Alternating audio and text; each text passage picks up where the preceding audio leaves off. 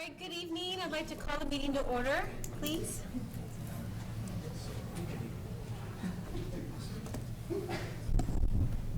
Thank you all very much for coming out tonight. We're glad you're here.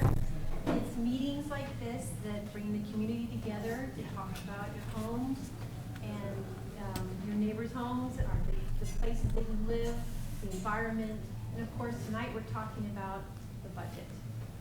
This meeting is for Spring Lake Townhomes and Gardens. We'll start off by talking about the issues in general in the budget, and then we'll specifically talk about the townhome budget line items. We'll have question and answers, and then we'll move on to the gardens budget, and we can do questions and answers at that point.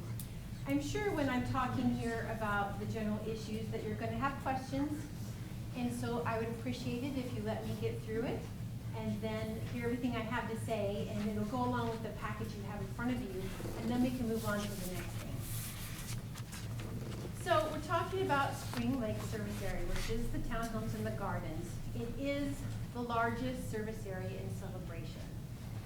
261 homes, 109 are townhome, 152 are garden homes or single family homes. It's the only service area that has single family homes. None of the other service areas have these. We have some duplexes and triplexes. Of course, we have townhomes, but the single family is unusual. The history of the bidding in Spring Lake that we have seen as contractors have come, and you know that now we're on number 3, is that they have been, what we believe, underbidding the contract. And the prices have been low, but the service has been low too. And you have expressed that time and time again about your dissatisfaction with the services, the landscape services. Also a condition, something to take consideration is the conditions of Spring Lake, and we've all seen it. That the homes are built very close together, they're tall, there's a lot of shade going on there, it's very wet out in Spring Lake, there's not a lot of good drainage. And so these conditions create a lot of breeding grounds for weeds, picking up, that doesn't support sod in many areas. Some of the shrubs I found in those areas aren't making it, so we're looking to have alternative plants. As a side note, if you're experiencing in your backyard, you can't get sod to grow because of the shady areas. There was an overall ARC approval for Spring Lake to do artificial turf. And you can also use gravel. So these all are alternative options for you in your backyards. We do at Town Hall, we have samples of the artificial turf. We can get you an approval within 24 to 48 hours. And there's also your option of doing some patios or concrete work if you want to do such as that. You can submit an ARC application. So, faced with the challenges that owners have had in some of these landscape areas, those are some alternative options. Today we're talking about, of course, the landscape services that you're experiencing now, and you have since the beginning, for those of you who have been here that long. Yellowstone is opting out of the contract for the 2019 at the end of the year for the current pricing. So what this has shown too is, I think that reinforces the idea that what contractors have done in the past is bid low. Because they're saying that basically for the price that's in the contract now, they need more time, more resources, more people to bring the high standards that the residents expect. So they basically said, the original pricing doesn't work, we need more money to do a better job for you. Just a couple facts on the design of Spring Lake as far as the buildings and the landscape, the streets. That was all developed by Celebration Company, the developer, and the builder, David Weekley. David Weekley also, when the other service areas have come through in Celebration, wrote the supplemental declaration. That is the amendment to the charter, supplemental, that talks just about your service area. If you go on the front porch, under governing documents, you'll see all our main charter documents like Exhibit C and the CC&Rs. And then if you scroll down, you'll find Spring Lake Townhomes and Spring Lake Gardens. And it talks about the rules in there. I know one of the things that Spring Lake Gardens has questioned is, if the vote to change a service area status, is it 75% of the people who vote, or is it 75% of the owners? And it's 75% of the owners. And that was written and recorded in Osceola County. So with these challenges, and we had the mid-year review meeting this summer, we talked about the landscaping at that point, and the owners, all of you, and probably more, were dissatisfied. Also, as management, working in the community, you know, walking with the account manager, walking by myself, doing reports, you know, trying to manage the contract, it has taken an exorbitant amount of time. So we recognize that following this contract and trying to manage it is taking a lot more time than it would normally for one service area. If you look, one of the line items on your budget will show administrative fee. Administrative fee is the cost per door that it costs myself, that covers the cost for my salary and a new assistant salary to provide management services to all 13 service areas. That was previously $17 since 2008. Right. And recently brought up to 20. So proportionally, when we're looking at management services, and you take the number of units per service area, you can kind of proportion your time spent in each service area. Spring Lake has the most, so we're talking about almost half the time. I currently spend 60 to 70% of my time trying to manage landscape in Spring Lake. That's not appropriate. It doesn't make sense. We do have 11 other service areas. We need to appropriate that time to each one of them. So it's a mutual agreement that the owners aren't satisfied with the landscaping services, and management doesn't think they're performing up to standards. So at the last meeting, we talked about going out to bid for a new landscaper. Some homeowners suggested, why don't we break it up? Because it is the largest. It's been a challenge to maintain for everyone since day one. Let's break it up into smaller groups. It's easier to service. Not only that, the thought was, how about let's pick some smaller companies instead of these big commercial land companies that are usually focused on investors, and pick some smaller ones, especially some that work in celebration. So we sent the request for proposal, which is called an RFP. That's basically a detailed specification of goods or services, in our case it's a service, required by celebration, sent to contractors.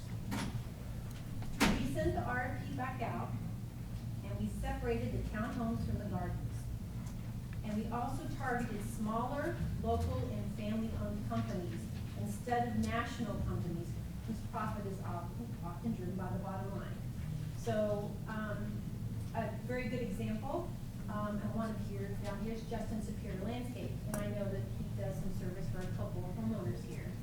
And we sent it to Seafra Landscape, we're going down the list, Down to Earth, Exquisite Lawn Care, Justin Superior Landscaping, Maurice Lawn Care, New Leaf Landscaping, Megascapes, and Yellowstone Landscape. And you can see on this first page, it has a list of all the people that we sent them to, and basically why. Zebra is a smaller company, it's owner-operated. Down to Earth, owner-operated. Exquisite Lawn Care, you've seen Brian around town, he's been here for years. Justin Superior Landscaping, he's been here for years. So my history with Celebration, I came 8 years ago as the ARC coordinator. I was thrilled to work here. I've always loved Celebration. I couldn't wait to be here. I had my 2 daughters at Celebration Hospital, and I went from ARC coordinator to processing applications, then I went to community standards manager, and I went to service area manager. And it's been a pleasure to be here. But I have seen the challenges for all owners, going through that time. And I've also seen the vendors coming time and time again to town hall to turn applications for owners, to implement the work, and then we go back out and check it. So I've seen contractors consistently over the 8 years do work in Celebration, and the resident feedback that I've seen. So Justin Superior Landscaping is a great example of that. Maurice Lawn Care we sent to, that's an individually owned company. New Leaf Landscaping, that's also a company that's been well known in Celebration. They used to have an office downtown, At the current, they're doing 11 service areas for its performance landscape. They also do a lot of residential homes and celebrations for single family. The Megascapes, they're a newer, smaller, family-owned company based in Orlando. And then, of course, Yellowstone. We sent the RFP to them as well to see what their proposed increase would be for the RFP and see what they're proposing as a higher level of service based on our new RFP. So that's what we did. We sent it out to 8 companies. We divided it up between townhomes and gardens, and we targeted smaller and family-owned companies to try to bring a more personal service. I've heard so many times residents say, well, back home, they treated it like it was their own. It wasn't just mow and blow. They took time and care about my house and the plants that were there, and we wanted to make my home look good because it is our homes. I mean, I know I don't live in Celebration, but I have a home, I have a family, I have landscaping. It's important. When people walk up to your house and they look around, it's a big deal what it looks like. So, getting that smaller, more customer service oriented company was a thought that could bring a better service to the homeowners instead of these larger companies. So after we went out to bid and we got the results, 8 bids were sent, 4 were received back. New Leaf sent back was at Lawn Care, Megascapes, and Yellowstone. I asked some of the companies, why didn't you bid? Why were you not interested? What is it? And the feedback I got was the amount of work that Spring Lake is going to take is going to cost too much to competitively bid. In other words, they literally said to me, it's going to cost so much money that we don't feel like we could ever get it. And, what do you say to that? So, we'd like you to bid, please do, but they just felt like the price was going to be too high and it was so much work. I think that's an interesting answer because, along with the fact that Yellowstone has said, what we have now in the contract is not enough resources to bring the level of service. I think that kind of goes with the same thought that these companies have taken another look and seen that it takes a lot more than what we've had in the past. And if you look in the past at the companies we've had, lower prices have produced lower results. So going that way hasn't shown so far to be productive. So trying something new is a good idea. Plus, we base it on your feedback at the last meeting. So our recommendation for the townhomes is New Leaf Landscaping. The quality is known in Celebration. The complaints by residents are minimal, and residents can go drive around and look at the other service areas to see the reference of work. We didn't recommend Exquisite. Their numbers were too low, and we felt at this point, based on the history of Spring Lake, that it reflected a lack of estimation of the work and quality that would be needed. I'm almost done. Yellowstone, we did not recommend. Performance to date has not been up to standard.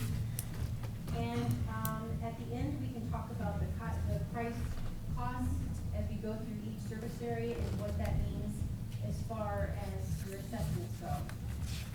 Just to wrap this part up, and then we can go on to questions and we can go on to individual budgets. That basically, once again, going through the RFP process, getting back the bids, seeing that they were higher, comparing it to what had worked or didn't work in the past, going with smaller family-owned companies too, that we think that this is a new approach that has some good promise to bring. And, as far as management goes, we're going to continue to do the weekly walkthroughs with the account manager. I do a lot of them just by myself. We send continuous reports when we do things. We do grading on them. I've heard, ironically, although we're all here tonight, especially with Yellowstone, I've heard many residents say to me, Yellowstone is the best so far. I just got a few last few days ago. Yellowstone is the best one so far. And that's great. I know that that's nice to know, but they're still not where we need them to be. And in addition to that, having an assistant here at Town Hall will allow her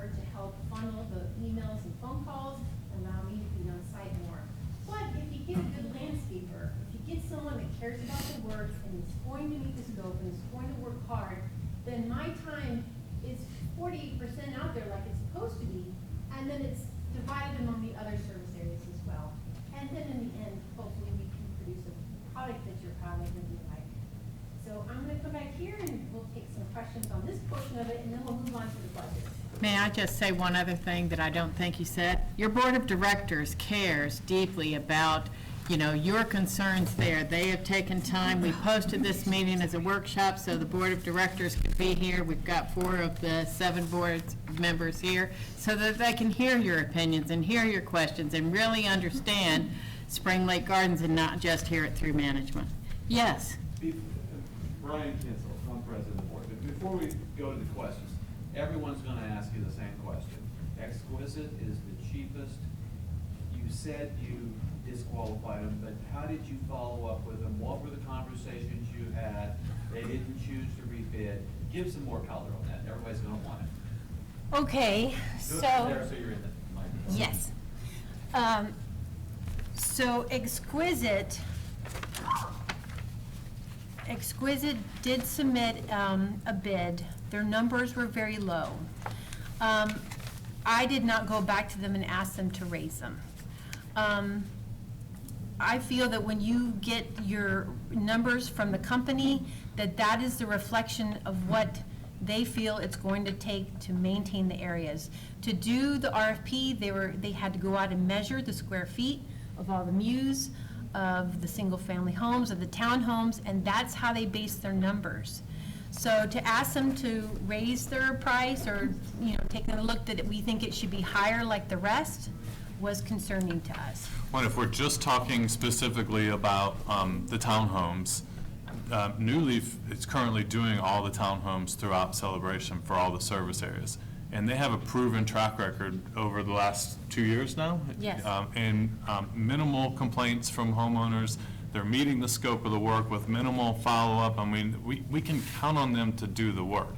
So as we are going through the budget process for townhomes, and I think we have to consider here, it's one or two things. Either we're splitting Spring Lake in half or leaving them all as one.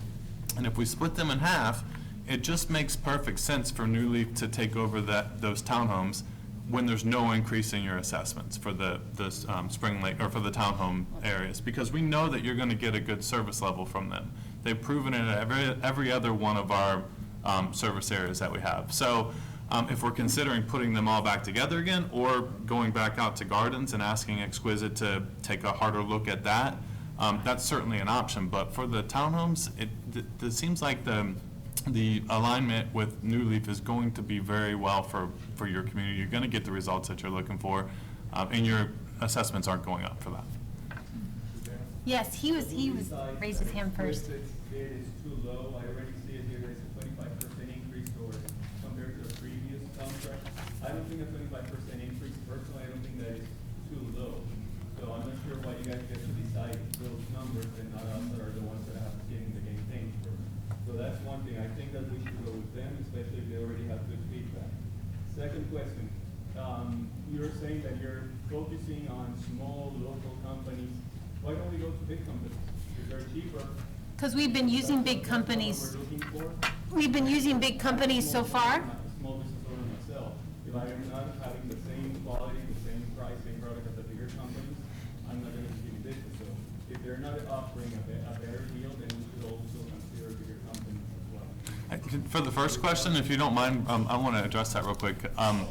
For tonight's meeting, we're here to make recommendations, and we're here to make recommendations to ultimately the Corps Board to approve.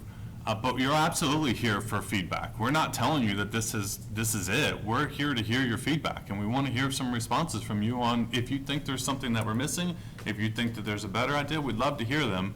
But this is the standard operating procedure for going out to RFPs. I mean, we looked at 8 different companies. Yellowstone is a bigger company.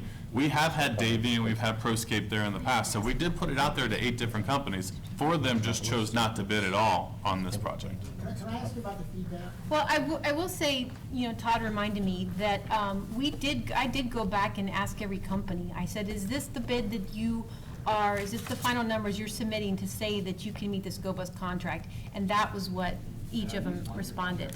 Pardon me? This would probably be a 3-year contract, right, with the option to renew? These are quotes for 3-year pricing. Is it 3 or 4? Three. 3. Three.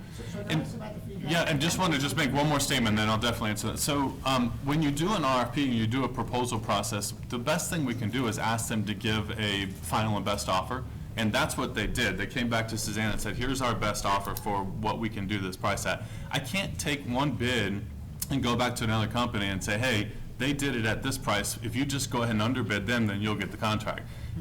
If you, as a single-family homeowner, didn't live in a service area, you certainly could do that, but that negates the bidding process if we do that. So we just don't have the ability to do that. Yeah, so can I just ask you about the feedback? So what happens to the common areas? How is it priced in and how is that priced? Doesn't affect yours at all, right? I mean, the common areas are still paid for by CROA. But it would be one of those 2 companies. I believe it would be the one Yeah. that's doing the single-family homes that would do the common. Whoever's servicing you will handle the common areas for your section. So if you're in Caprock Mu, that company will maintain the Mu in Caprock as well. If you don't mind, this gentleman was starting a Yeah. question, then I'll go right here to Mike. Yeah, if he's that's been okay. waiting. And then we've got No one's 2. gonna be able to hear the questions on the tape. We don't have mics. I can repeat the questions, and Or Suzanne. yeah, I'll do that. I'll repeat the questions, so. Yeah, no, I just, yeah, and I'm not a guardian person, so I don't want to interrupt, but I just want to have a couple of generic questions. Yes. One was on the feedback. Thanks for being there, first of all, I know you dropped it, thank you. Having said that, you said 4 out of the 7 board members are here. Yeah, where are the other 3? So the question was, there's 4 board members here, where are the other 3? And I think the answer is, Are they We're here? right back there. oh, there's 4. Oh, the other 3 that are here today. Oh, they're over here, sorry, yeah. That's a good answer. Yeah. That's a very good answer, thank you. And the other thing that you mentioned, it was more of a generic question, is 75 is, so it says right in the document, 75% of homeowners have to do that? Yes. Because you have more of a chance of getting, that, you couldn't get that many people to vote on world peace. So, I don't even know why you have an election or whoever put that in there. Or how does that get changed? I agree that is challenging. Can you Well, repeat the that's- question real quick, too? Yes, so the question is, 75% of the homeowners is challenging, like you're basically saying, how are we ever gonna get that, right? And how do we change 75%, that number? So that is a supplemental declaration, so that would require a change as well. You have to go through attorneys, you have to go through recording the documents, and it's a big, So the board couldn't do anything about that? no. No. Yeah, and I think that's a, It takes 75% of your homes to change it. right. Yes. Which is essentially Right. possible. But to even change this, because you can change the 75%, but you'd have to get 75% even to originally change it. It's an indication. It's not just your service Who's area. writing these Also- things? Well, so the question that was just asked is who writes the supplemental documents? And it's written by the developer, through the builder, through the developer, through the celebration company. They approve all of those. Thank you. Yes, ma'am. Yes, my name is Jennifer Reese, and I'm on Palmetto News down the end. So I guess my question is, you said that you went with someone who had submitted a slightly higher bid. So I would just like to understand, because you didn't go with Exquisite, which was the lower one, what were the differentiating factors? So what can we expect in terms of service from New Leaf that we wouldn't be getting from Exquisite? I just kind of like to understand the difference in their proposal. Sure. in terms of- So You have to I've repeat known the question. Jacob. You have to repeat. Yes, so sorry. The question is, what is the difference, basically, what would we expect performance-wise from Exquisite versus New Leaf? And why did we recommend New Leaf even though they cost more, correct? So I've known both of them for 8 years, from the very beginning, and I've worked with them over all this time. And both, wonderful people, good companies. They've both serviced single family in Celebration. What I have seen from New Leaf when we brought them on to the service areas 2 years ago is an excellent amount of service in the service areas. So that is something that's a known. When we're looking at these companies, we don't know until they get on site how they're going to perform. But New Leaf, we have seen perform for 2 years at the townhomes I get minimal complaints. And if I do get something about a shrub or something, they're out there like that. So I think that that's a really good representation of them. Can I add to that answer? When we went out to bid 2 years ago for the entire community, we split the community into multiple pieces. We had one landscape contractor that was doing the entire community, it was Davey. So we split it into smaller, more edible pieces. So we did service areas separate from fields and from parks and common areas. And New Leaf took that over and has done a great job for us. But ultimately, the best way to look at this is the scope's the same for every single company. It's will they do the scope, and will they do it the way they're supposed to, and will they get the quality of the work done on time? Because if they don't, it requires 70% of Susanna's time to run around after them and have them fix things, because we're put into the reactive mode. Homeowners email us, they say it doesn't look good, so we chase them down and we say, go do it again, and it becomes reactive. And really, the only option you're left with at the end is to fire them and start over with a new company. That's your ultimate end game to get them to do what they're supposed to do. So I tell them all the time, you can send the best talkers to me, they can tell me whatever you want to say, but the ultimate answer is, will your frontline people do the work according to the scope, when it's supposed to be done, and at the quality that it's supposed to be done? And if it is, then that's the $1 million secret to landscaping companies. You're only as good as the guys that are actually doing the work. So that's the question that we ask over and over again. Are they going to get the job done the way they're supposed to? And everybody agrees to it up front, but will they ultimately do it? So if I have anybody that I know historically will do it, I've learned in the 6 years I've been here, you jump all over that and you ride it, and you do what you can with that. I think Mike had the next question. I know he had his hand up for a bit. I have several questions and comments. I'm just going to start with a little bit. I heard about the bid, because it was the first time I'm seeing these here tonight. So Omegascapes and Exquisite, the question was asked about why, the lower bid was not accepted. The rationale seems to be quantitative. We just think it was too low. I haven't heard anything about qualitative elements here. I understand the quantitative. Talk a little bit about the qualitative. Did you go and make site visits? Did you look at any of their clients? Did you take feedback? What kind of research did you do? Because I've not heard any of that yet. Well, and we want to be careful not to be too slanderous about any particular company on camera, but certainly there has been some research done on what these companies do. We need to know. I know, I agree, and she's going to tell you. So we're talking about the 4 that are on the sheet, or are you talking about the whole list where they got sent out to? Start with the two, so start with the Exquisite. Omegascapes. Especially the one that was, I'm sorry, say Mike? Omegascapes, the one you're recommending, obviously we want to know that one. And then Exquisite, which is on the lower end of the price, we want to know about that too. Sure. and we want to make sure too that there's separate conversations. One is for townhomes and the other is for garden homes. So Mike's asking about the garden home recommendation, and I know we were talking about the townhome recommendation also. So the answer that she's going to give for Exquisite and Omegascapes is going to be for garden homes. And so my thought was that we would talk about the bidding process together at first, and then we could start going into the budgets individually, which affects your assessments. But if we're talking about just company versus company, Exquisite has done work in Celebration. They've done single-family homes. I know they've also done some work downtown for commercial properties. They've been in town for around 10 years. I haven't heard from the resident feedback that I've received hasn't been negative about Exquisite. Did you solicit feedback?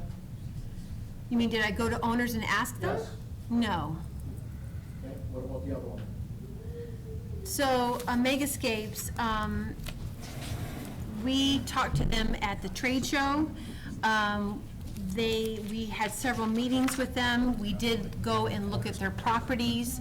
We judge it by what we see and the maintenance. Some of the properties looked good. Some of the properties didn't. So there isn't a guarantee that the company that comes in is going to be perfect and do everything correctly. Where did you guys go? Did you talk directly to any of their clients? No, I did not. Where did you go though, Susanna, for Omegascapes? You went to Lake Nona and? We went to Lake Nona. Yep. And you looked at another property. With Dr. right? Phillips, Dr. they have Phillips. properties in Dr. Phillips and Lake Nonus. Lake Nonus. Do you think, yes, ma'am. How is this process different than the previous 3 companies that you guys recommended and hired? How is this process different? We trusted your recommendations in the past, but we're here. We're still in the same situation. Yes. Right. So and that was without a large increase, like a 48% increase.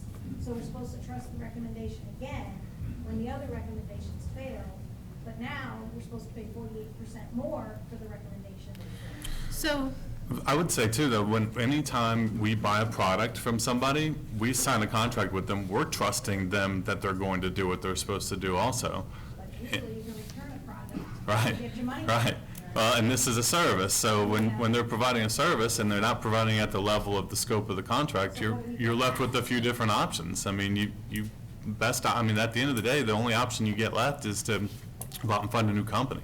And I mean, at Yellowstone, you can hold them accountable, you can tell them this didn't get done, they'll run around and they'll go clean it up, and then something else, it's pop-a-mole, and they're running around chasing after it. I mean, the penalty in there is if you can't do the service, we gotta find somebody else that can. Well, it depends on the way the contract is written. Right, I So think if they it- be responsible. Yeah, if it hasn't been written in that there are standards to uphold and there are consequences for not meeting them, And if there that are really financial is consequences on for that company, the they're folks gonna who be are- more likely to. but so here's what happens, and here's the way the management style, when he says whack-a-mole, I've used that myself too. So you have the scope, then you've seen Yellowstone out there, they're trimming, they're doing things, they're mowing, and then, they miss an alley or something like that. So I go and we say, okay, you missed that alley, you need to hit it. So then they come back around and they hit it. So then we say, okay, you missed this guy's backyard, this owner's, you didn't mow their backyard, or you used a mower, I know y'all have heard this, too big, or this house didn't get weeded. So then we put that together, we send it to them. They'll go and well, that's not true that no houses get weeded, but I agree that it's the biggest problem out there is the weeds. I've never seen anybody pick a weed. So, They spread. so then what you do is you send them a report, I put everything, I put pictures in there, I show it to them, I give it to them, and then a week later, they get it done.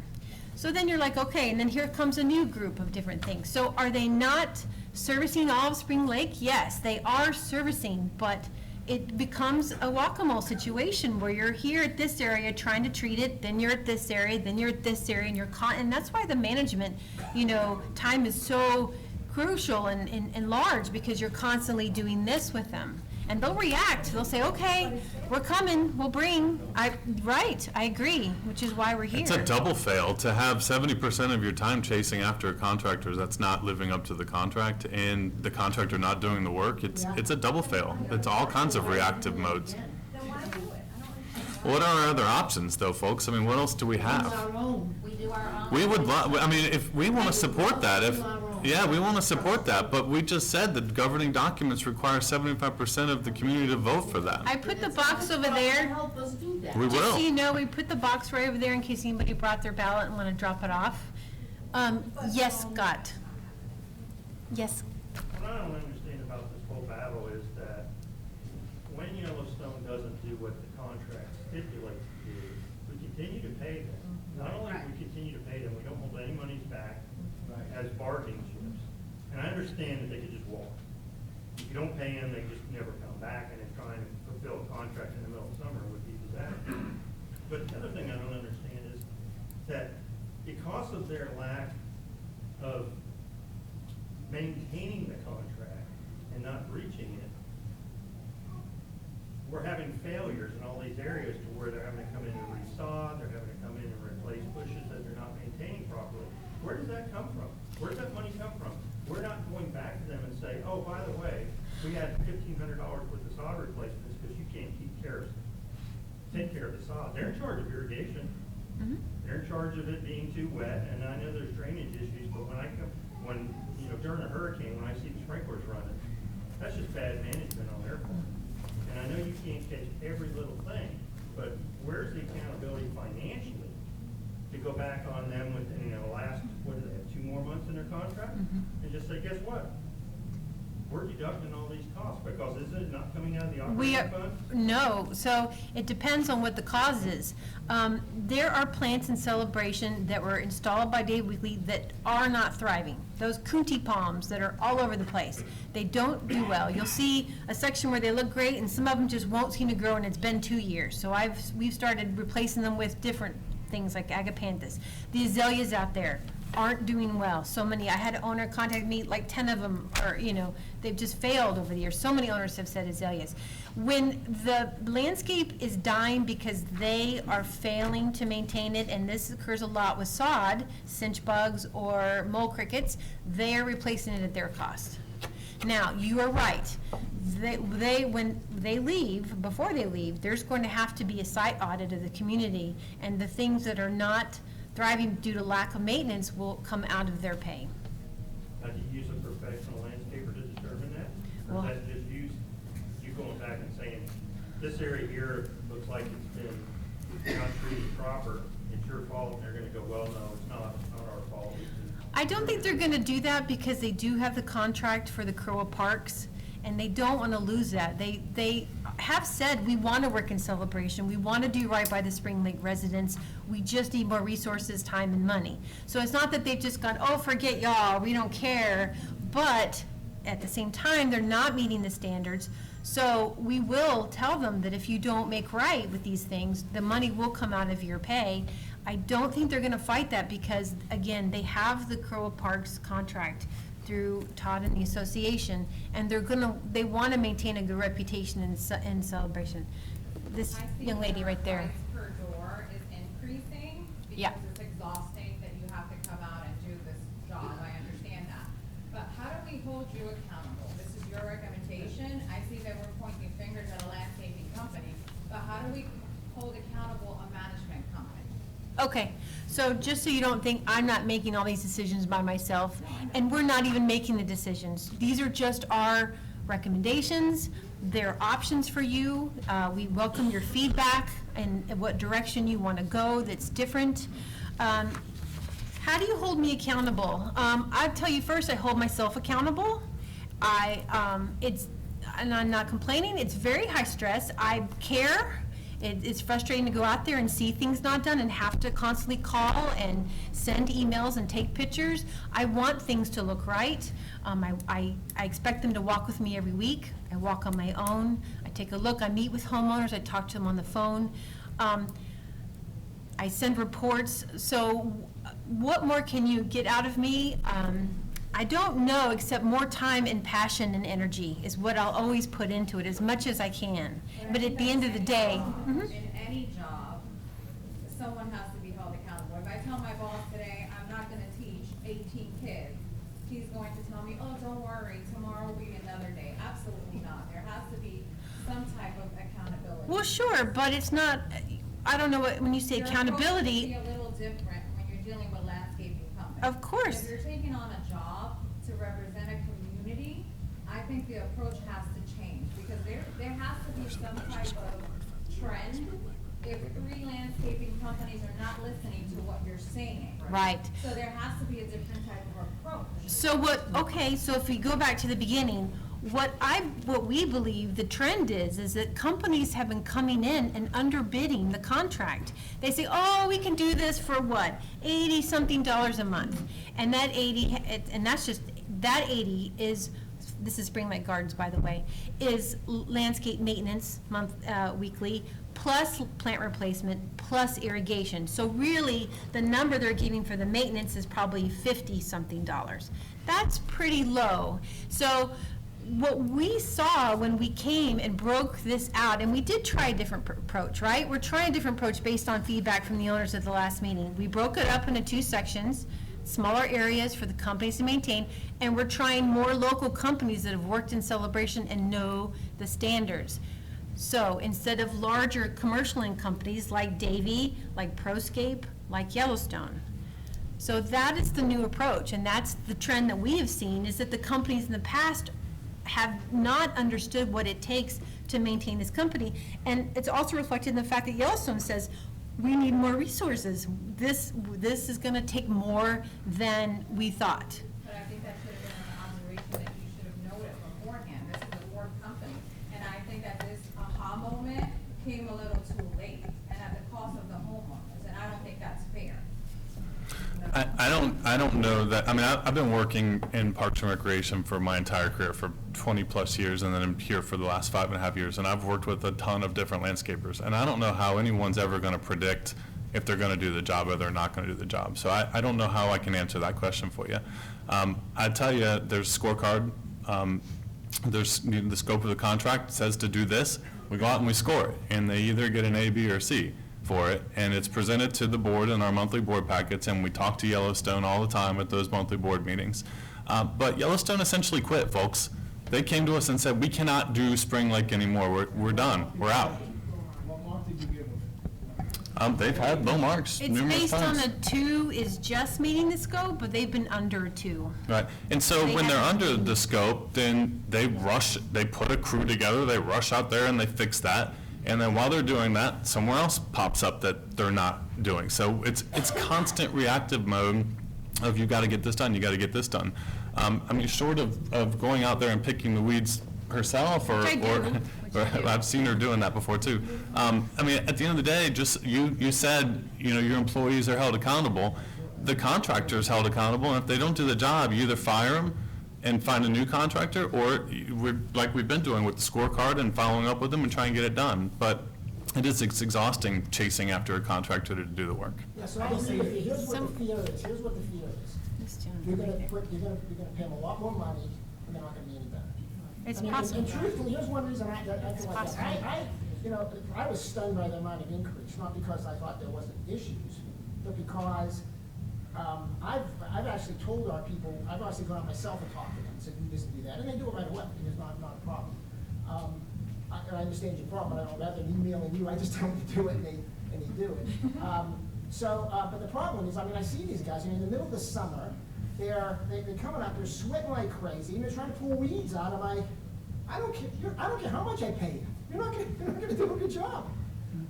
So, this gets back to the comment about exquisite. I'm not sure I would go with the lowest. I think your fear about the lowest is correct. But yeah, I'm not sure the highest is gonna be any better, or even if they are a little better, they might be a little better. But they're not gonna be having people sweating out there in the sun at 100 degrees pulling my weeds. I don't care how much I pay them. So I'm afraid that we're gonna throw a lot of money at it. This is classic government anyway. Throw a lot of money at it and expect it to get significantly better. I mean, it's a little better potentially. It's a valid point. But that gets back to your point yeah. about exactly right. Well- You don't know how these people are gonna do it. We know the weather down here. We know the type of people that they have to hire down here because everybody's Yeah. working computers these days. Right, And so we're gonna put a lot of money at it, and it's not gonna get meaningfully better. I'll tell you that on that point, and you have a very good point about, it's about the people that are, it's not the company, right? It's not the account manager always, it's not the people that are in the office working, it's the people that are out there pulling the weeds. And the turnover on these companies is very high, and if you watch, you'll see them go from one company to the other. I saw someone today that used to work for another landscaping company in our community, and he works for New Leaf now. And I was like, same guy, but different company. So they're constantly turning over these, it's about, there's not, and some of them are here seasonally. So you do, that's So the, you either get the 75% and then get everybody out, which we'd say is impossible, or you get the cheapest guys, stay on the best you can, and when complaints come in, don't live in Florida. yes, sir, you've been waiting for a while. It's important that we make decisions today so that it's not left in the air. So we're gonna wait on a vote to see 75% of residents agree on doing it ourselves or not. But if not, if we don't know what a megascape is gonna be like, and we don't know what exquisite is gonna be like, I think we should just go with the cheapest bidder. Everyone in favor, anyone opposed, we need to make a decision now and just, But not Well, 48%. the board will ultimately make the decision, but we're taking your feedback, yes. Well, yeah, I mean, the way that the system works and by the governing documents is that the board's the final vote on this. There's 4 of them here tonight, so they came because they want to hear your feedback. So I think it would go a long way to hear if there's a majority of your group on what you think is best. But at the end of the day, they're going to have to make that decision at a board meeting. The best thing that you can do is create a service area committee. we're gonna be the ones paying for it, and we don't know that if one of these companies is just offering money to the board to decide. Right. them. Yeah. So we decided that it should be exquisite, the board has to vote for exquisite. So I want to make just a couple comments, and you're right. So, one, a really great way to have your voice in the community as a service area is to create a service area committee. And how that's done, it's members of 3 to 5, and the board passes a resolution to have that committee formed, and then we set up a vote for the owners, which is 51% of the owners, to make that solidified and created. And then we do a vote for, you can assign members and all that. When you have a service area committee, you can get really involved in the RFP process. You can help solicit vendors. We can, look at the scope. We can walk the properties together. You can look at the financials. You can, go through the bidding process and select, put input in selecting and as the budgets too. But I also want to make, what's interesting, of course, is the people that are here tonight are really concerned about their landscaping, right? And you're concerned about the budget. But I have heard from owners in person and via email that says, it doesn't, I'm okay with the landscaping. It's good enough. I don't live here a long time, all year. I'm good with this. Or, I don't care if I pay more if the service is better. Or, I just don't want to have to deal with this. That's why I moved in Spring Lake, because I don't want to have to do my own landscaping. So, I think that the best way is to get your service area committee so that you can have one voice that represents all the people, because there are some people out there that may think differently that aren't here. Keep calling on people. Yes, I thought I would. What? Mike. Mike again, yes. Okay, so now we'll get long-winded. I'm spring gardener, my wife is like. So for reference, we own a home in town, we live on Sycamore Street too, so we've got 2 homes, we've got a regular village lot.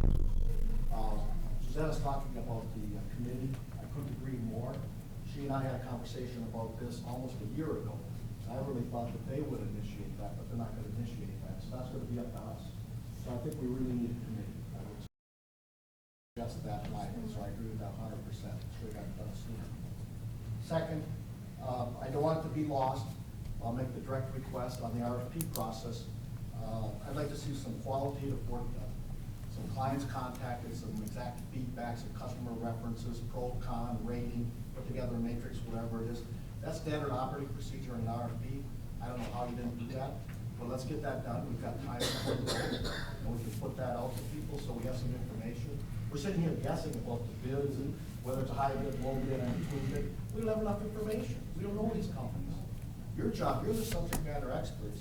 You have to bring that information to us. Okay, so no matter what we do, we've got a problem. Because there's a structural deficiency in that development. The pervious versus impervious space is not going to change. The darkness from the homes being 0 lot line basically together is not going to change. Maybe we can change the way the sprinklers run, because I agree, they run all the time. They're running in the middle of the rain, they're not regulated. My particular lot over there on Castile has been flooded continuously. I put bricks down, and I've not been cited for it yet. You get from the sidewalk to, and then, well, they're actually sunk in so far now you can't see them. You get from the sidewalk to the side gate, they have actually sunk in. It's like a quagmire. And last weekend, for the second time, the board has heard this in a letter that I sent to them. For the second time in a year, our power failed. So the box that's underground behind our garage has flooded for the second time. Duke Energy, same guy came out, he's the same one that was part of putting the whole system in over there. So our power, one of the bases kicks out, and then everything in the house starts going dark. Probably damaging my refrigerator or any other motors. It's probably gonna burn out before their time, but I can't control that. You have the same thing? Same thing? Yeah. So it's the same thing there, so it's on that area. It will probably go high water table there, whatever it is. That's the problem. Those boxes are underground. They never should have been put underground. The telecommunications people got to put theirs above ground. Why we put electricity underground, telecommunications above ground, I don't know. But that's where we're living. So these things aren't going to change, okay? So no matter who we pick, but I think we need to make the best decision about picking somebody to try to increase our odds of being successful. But the deck's stacked against us. It is absolutely stacked against us, okay? I pay $120 a month for my village lot. So a village lot is like the mid-sized lot in town.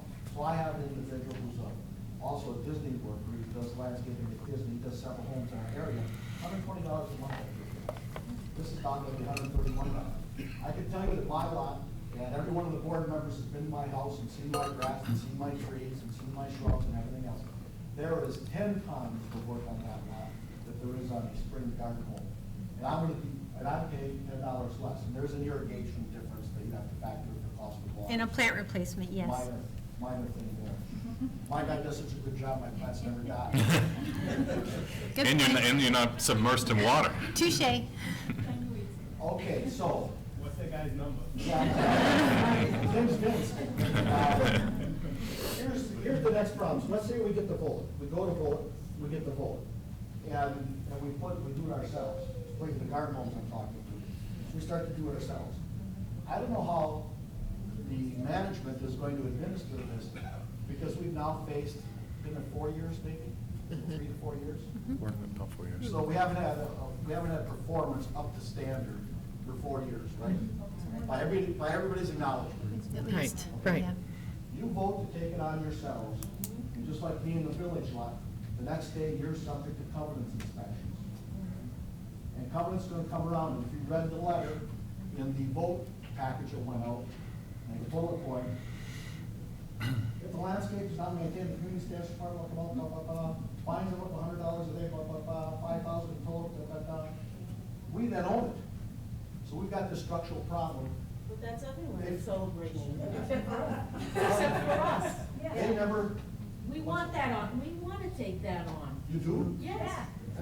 Maybe everything would look nicer. All right, all right. I'm That's just why my warning- house has I'm just flowers, making you because I aware. maintain For it. those owners. They can come the next day and start to assess fines and give you letters. I get letters in my village a lot for little things.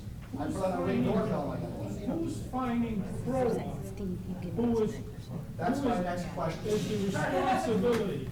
You don't, and I don't pay Yellowstone. Exactly. I pay Crowell.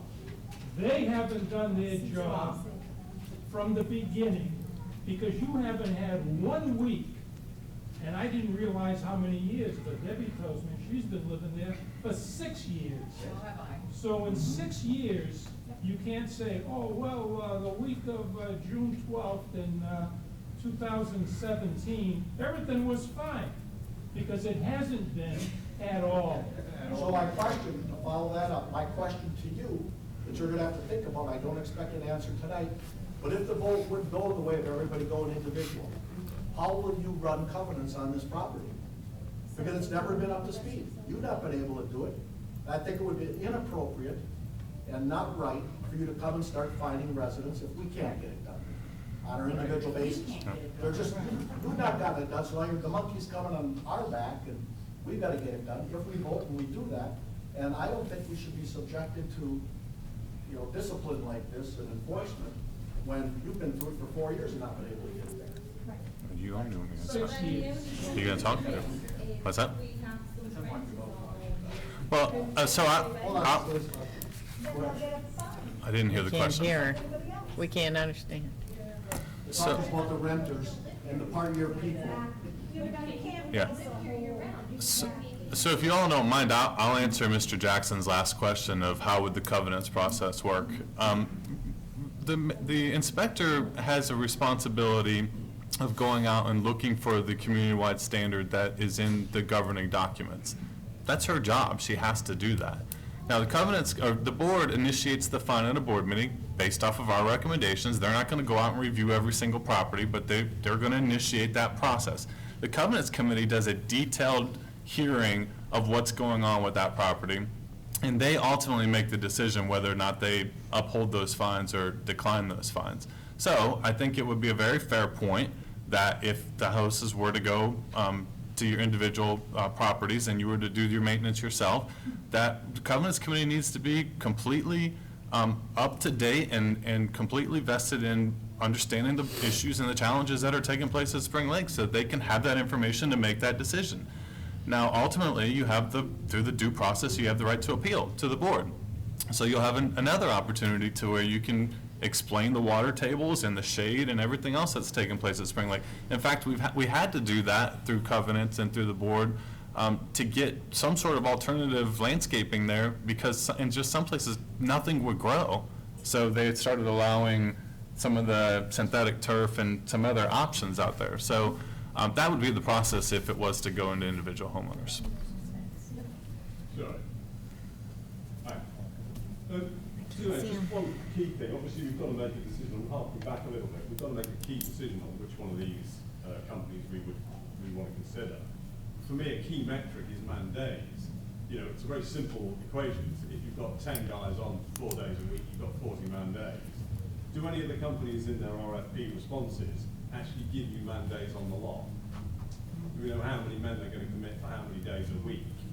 So that we can, you know, if Exquisite's got 10 guys for 2 days, and if, you know, Yellowstone are going to put 20 guys for 5 days, obviously there's a very simple metric there to work out what sort of effort you're going to get. Well, Do you get those numbers in your responses? It's really the landscape company that is doing their return on investment. They're saying, this is what that scope says that needs to be done. And then they go and say, we can do it with 5 or 10 or whatever their number is that they're trying to determine. Yeah, So, but those numbers would be key for us. No? Yeah. We know what they're committing. no, and the reason why it's not contractual is because if we say you gotta do it with 7, whatever that number is, and they come back and it's still not a service, they go, that's what you told us to do it at. You told us that it had to be done at 7. You need to specify the number. Right. I'm asking you Yeah. to give the number. Oh, asking them to tell us. Yeah. No, that's not typically part of what they're responding But with. it's not a key metric, it's a manpower, you know, it's a service industry. well, you can Key have, manpower thing. you can have one guy working all day and he gets nothing done, you know, I mean, Of course, I yeah, of don't, course you can. I think the You can have 10 man, guys who do get it. I would love to say that the manpower, would be reflective of what they're getting done, but honestly, good metric. it is, you're right, it is. And we can ask that question. We can ask that question. I think, when, as Mike had said, you know, the challenges are real for all of us, for the homeowners, for the management company, for the landscapers. So, yeah, I mean, if we can get some more.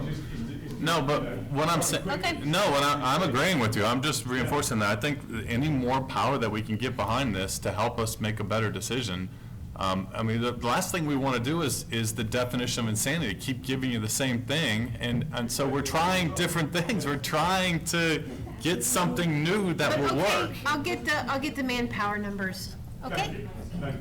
Yes, sir? No, I had written this all along, but when you do an RFP, and I've probably done thousands of them in my career, you have a line item when there's labor involved, and that they break out labor. And labor should be broken out into manual and automatic installs. Riding around on a lawnmower doesn't take, we're in crimson used. It may be the worst used of all of them because not It is- one weed has ever been picked in the entirety of that area. And their only solution is to once in a while spray stuff that then kills the plants that are next to it. It's a very tough, that's the hardest mule. We have planted 250 jasmine, trying to get that, all the carpet out. It's very hard. And so if, and I'm sure everybody's got a different issue, but, if each of the bids said, you're gonna spend this amount of manual labor for weeding, you'd be able to assess whether or not the higher price is worthwhile. You may wanna go, you might even decide to go to the cheapest one and say, we'd like to add incremental more labor for certain tasks, which might cost us a little bit more, but we could at least make a better judgment. Okay, thank you. I have a question about the, I think, oh, sorry. oh, that guy was back there, and then I'll get right back to you, Mr. Ballini. Why can't there be a penalty clause for poor performance and your babysitting time be deducted from your check? Honestly, that's part of contracts management 101, is that the way you're going about this can't work. It's the reason why it hasn't worked for all these years, is because you have no hammer. Right? You've got to write in the contract, doesn't matter who you hire, whether it's somebody the lowest bidder or the highest bidder. If you just give them a report card and say, you have to do better, things will never get better. The way things get better is if there are penalties in the contract. Hopefully, you've done this for a long enough time, you've cataloged all the different kinds of issues that come up, what people complain about. Hopefully, you've got a good spreadsheet about all of that, and you assign a dollar amount to each of those things. And I guarantee you, the first time that you short the check, because they didn't complete all these things, that'll stop happening. Because those people want to get paid. And when you talk about the company just quitting, right? They decide, there's a penalty for that too. They have to fulfill the contract. If they don't fulfill the contract. All right, but if they quit in the middle, right, and that's fine. But if they do try and quit in the middle, there's a payment that goes along with that. Yeah, And all of those things have to be in the contract, because otherwise they're not enforceable. It's just the same Go way ahead. that we can't hold back money from them if it's not in the contract. The board, all four of us are here. I've went to every one of the service area meetings. I found them to be very fascinating. We had not reviewed this in detail. I read it, but I didn't review it. I actually found it interesting to come and hear your comments and stuff like that. So let me give you a couple. I heard just what you said. The company that has done the best in town by far is New Leaf. So if you want that penalty, they're probably all gonna come back to $296,000. Because then they're gonna say, all right, I got enough money now that I can afford to go down that path. I very much think you're in a situation where some people are trying to get in here. Yellowstone knows the town better, it's probably still giving you a sweetheart deal because they've got the rest of it and they want to keep the pot as a whole. And I really think, I understand, I hear your frustration, trust me, I got that. But I have the problem that I think the solution out there, for the reasons that Mike Jackson spelled out earlier, are very expensive. And at the end of the day, we as a board are listening, because we have worked with a couple of other service areas through this process. And like, we've got one with 6 people, and 4 of them said they want to form a committee, and we actually want to help you understand how we want to do reserves and operating expenses and tax. And we said, great, we worked with them, the whole process is there. We'd like to listen to what we want. Be careful what you ask for, because you could end up asking for the $300,000 solution and get your hammers and spend a hell of a lot of money. Or do you want to spend $118,000, pull some of your own weeds, and yell at CCMC or whoever? And that's kind of, in some ways, where I think you're at. Yeah. Yes, sir. Is there a possibility of a graduated payment so that if they meet minimum standards, they get one payment? If they meet the next standard, they're getting another? It's more of an incentive rather than a penalty. So to say, wow, that's a great job, here's more money. Oh, that's even a better job, here's more. We're throwing a lot of money into this. We can talk with legal counsel, see how that works. I don't know that we've done it before, but we can put it out there and see what the feedback is legal-wise. There's gotta be some way to hold them accountable. And I get what you're saying, but it hasn't worked yet. And it won't work, I can tell you it won't work, because there's no way for you to get them to be accountable for what you do. If you just say, please do better, that doesn't work. There's gotta be consequences for actions that are poor, for service that's poor. And it's gotta be literally written in the contract, or it'll never happen. So what we, Has the Yellowstone already? you wanna talk about it? Yes. So- They've already asked the question, Yellowstone's already asked the question. They said, okay, we'll do it, we'll double the price. That's what he's saying, which frankly makes sense. So. I'd like to explain some of the scope of service. My name's Todd Haskin, I'm the operations manager. When we wrote into the scope, it gives, upon inspection, if it's a deficiency such as sod in one of the mews, they are told through writing, if they don't fix it in 3 days, we will re-inspect it. If it's still deficiency, we have the option to go off to another contractor and have that replaced and bill back the original landscape contractor. So we have opted several times in the past to do that, to get their attention. Some of the mews have had sod replaced a couple of times because of that clause in there. So and weeds, yes, we had a big weed issue back in June, I believe it was. Went around, surveyed it, gave them, their deadlines. They met their deadlines. The unfortunate part is whack-a-mole. You're on phase 1, concentrating on that. Phase 3, they pull people away from that because it all boils down to they did not bid it properly. So can I ask you a technical question? Sure. So if we said to them, nobody's getting weeded anyway. Take that part out of your contract. Can we do that? Absolutely. And then hire a different contractor just to do weeds? No, just let No, them we weed can put our own themselves. weeds in. Oh. Seriously, the lots are tight, so, I mean, it's not like. Is that an And option? there's a way to, there's potentially a way to reduce this cost. I mean, even in theory, we're not, I mean, I guess, Mike, you were talking about the 75% vote. You can get 75% of the households to vote to do it ourselves, and you run for president next week. Because, I don't view that as possible, and even talking about it's a waste of time. So that's an interesting So- idea. What you're saying so is we can they really keep the take it out. contract, but we take the, maybe say the weeding now is what you're saying, so then they just mow, they just prune, Yeah. right? And then the homeowners are I mean, in doing their theory, if we own really weeds. didn't want to do anything on our yard, is how far could we reduce the contract? It's not a bad idea, but so when we talk about the challenges that we face, while you're saying that, I see 6 people behind you going, no. So, it's, They're saying though, they weed anyway. right, I know, They say, but, I weed my own stuff anyway. We don't want to.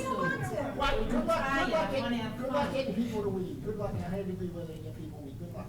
I don't care how much. Out of the contract, it's like. Yes, ma'am. 5%. But then we'll get fined for Question, I want to make sure that I got it right. If there's an issue with the sod, you said that you can hire somebody within 3 weeks to do it instead of having them do it? 3 days. 3 days or a reasonable amount of time. I live in Capital Views. Or reasonable. On August 29th, I was told that our sod would be replaced in the easement. It is now October 28th, and it is still not replaced.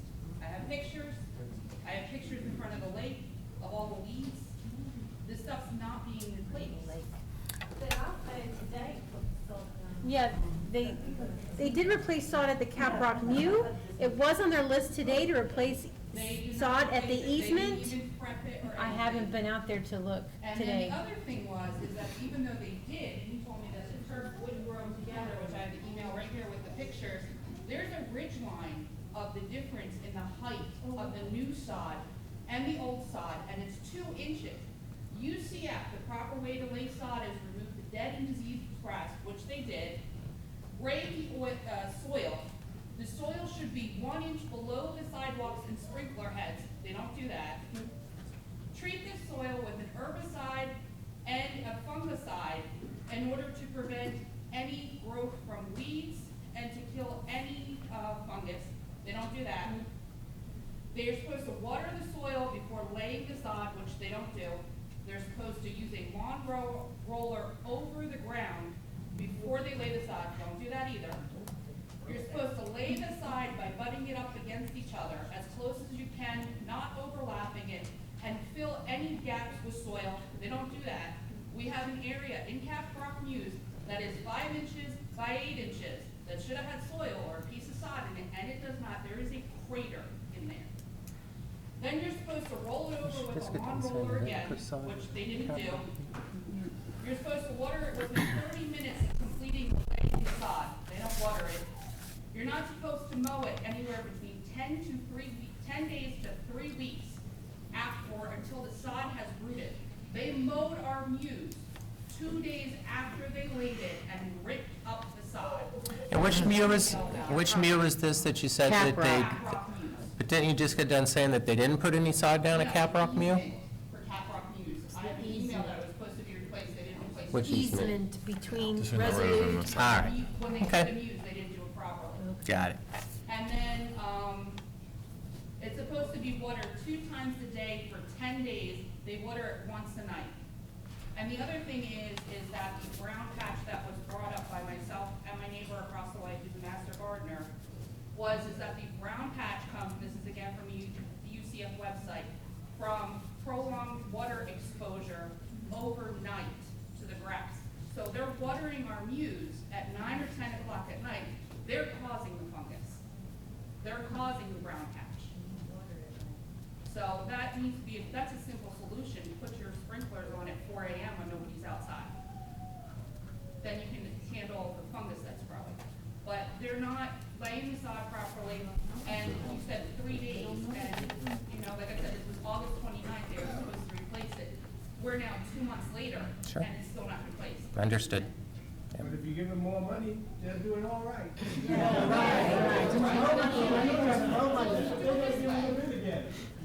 Which is ridiculous. We can go over the budgets. These people, you're gonna tell them to close the gates after you mow the things too? My God, did you mow the gates open? Okay, so what we have so far, right, is that you would like more information on the companies.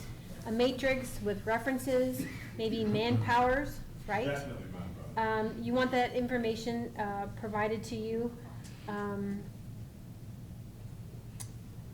I have references, calling, maybe do you want pictures of other properties? You want more information about the different companies that are provided to you as far as options goes. For you to do Okay. your homework before. It's not more, it's not more information, it's information, we don't have information. And I- Gotcha. We have names. I don't think we should have to pay a 48% increase just by faith in you that things will be better if we pay 48% more. Well, whereas the history's not there that it's gonna get I better. agree. Is there one other Yes. contract language? Mhm. We talked about the contract language. Should we have an incentive? Should we have a disincentive? Yep. What's the termination? What's the penalty? How are we gonna enforce? Todd said, well, we invoked the replacement time period several times, you know, based on the conditions that everybody is talking about. We should have invoked it a lot more times, I think, over the course of this last 4 years. There was questions, some ideas about graduated payment. I know that was in there, and then discussion about the covenants and manual versus automatic labor. So how about my suggestion?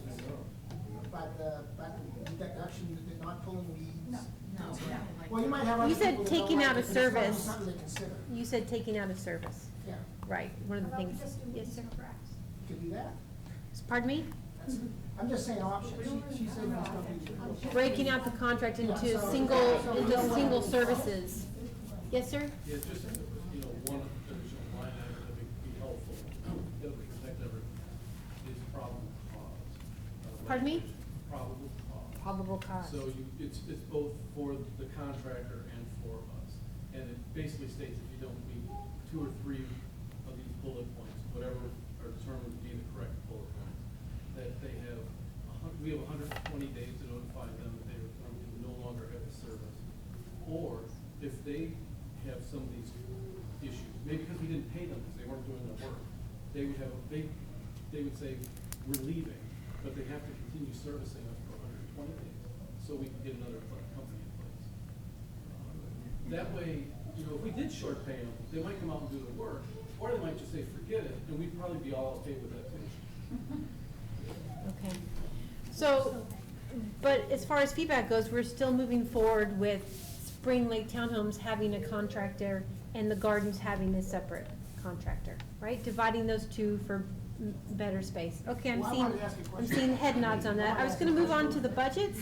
They don't want to pay us. Okay. What's the impact to the individual homeowner level? What's the impact? What? What's the impact of what, ma'am? Splitting garden homes and townhomes. Well, The budget's showing 0 increase in assessments for the townhomes, but it's a huge increase for the single family. 48%. It's a 48%. 86% for the contract. Right. 86% for the contract. Just the And so- contract, right. And so what, the feedback I've gotten is that the Spring Lake Garden homes require a lot more labor, obviously, than the townhomes. And so, you know, even with Yellowstone, we said, you know, their number's going higher for the gardens, but not as much for the townhomes. Yeah, so as a garden homeowner, what I would argue, if you want the easy stuff, reduce the price on the harder stuff. Don't just lay it off on us. You want the easy stuff? Great. we'll give it to you. That's another suggestion I guess you won't write down from me, but I think that's what. I've written a lot of stuff down. I'm just kidding. I've read- I see you writing down all of that. Well, but, so, you know, take Yellowstone, they took the whole thing, so did Proscape, so did Davy, and the results haven't been great. So, you know, at the last meeting, the owner feedback was, let's break it up. So these companies have smaller areas. I gotcha. Yes, ma'am. I'm just trying to, I guess, grasp a little bit of everything that has been said. I've kind of just been sitting back and listening, and it seems like the 2 recommendations that have been given from being up there is 1, to pay a higher fee so that hopefully we get more work done, and 2, for those of us that have maybe more shaded yards, to pave it so they have less work to do, but pay the higher fee. No, Because well, I'm paving's saying- only an option if but you even have the recommended- your impervious. recommendation to myself personally was to resod it myself or get David weekly, which I did, and I got back to you, and I said I did it, and then they did exactly what they did in that meeting, and they ruined it all. Then you came in and had them plant bushes that were more water absorbent, and those water absorbent bushes, you approved that you said you were there during installation. I took a picture the next day. They were inserted dead. They didn't even have any leaves on. They had nothing. They were stems. So I couldn't even tell you what kind of bushes they were. Okay. But in the beginning of of this meeting, you said for those to put AstroTurf or pavers or things like that in order, yeah, at our expense.